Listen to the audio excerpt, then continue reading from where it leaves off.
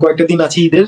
So ঈদের আগে sir আপনার কাছ থেকে জানতে চাচ্ছি কি কি অপরচুনিটি আছে ইউরোপে, কারণ অনেক ইউনিভার্সিটি অনেক দেশের কিন্তু ডেডলাইন ঈদের আগেই।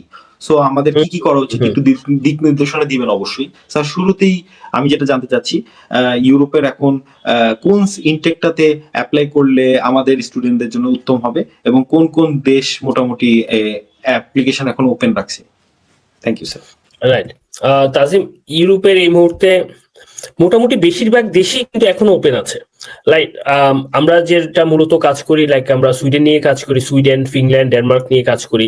লাইক দিজ আর লাইক আমাদের মেইন কান্ট্রিজ আমি যদি বলে থাকি আমরা কাজ করি। তো এই দেশগুলো অনেকেই জানে যে এটার অ্যাপ্লিকেশন শেষ, কিন্তু এখনো লাস্ট মুহূর্তে আমরা অ্যাপ্লিকেশন নিচ্ছি। আমরা আশা করছি হয়তো এই মার্চ মাস পুরোটাই আমরা অ্যাপ্লিকেশন নিতে পারবো।